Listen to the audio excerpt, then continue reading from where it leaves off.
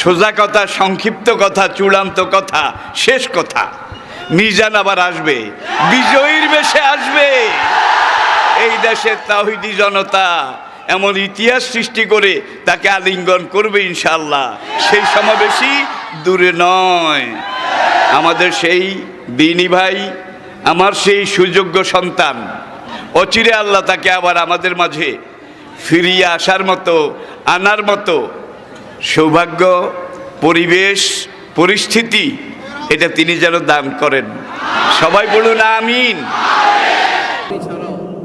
এই ঐতিহাসিক ময়দানে কথা বলেছেন আল্লামা লুৎফুর রহমান রাহিমাহুল্লাহ। চলে গিয়েছেন আমাদেরকে ছেড়ে। তিনি বলতেন ইনশাআল্লাহ মিজান আবার আসবে। হুজুর আমি তো আসলাম, আপনি তো আমাদেরকে ছেড়ে চলে গেলেন।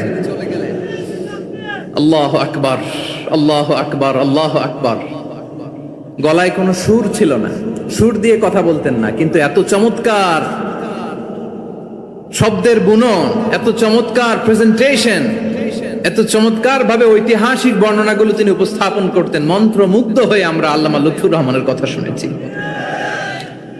আমরা হযরতুল আল্লাহ লুৎফুর রহমান রাহিমাহুল্লাহর জন্য এই বিশাল ময়দান থেকে দোয়া করছি, আল্লাহ তাআলা তুমি তোমার এই খাদেমকে জান্নাতের মেহমান হিসেবে কবুল করে নাও।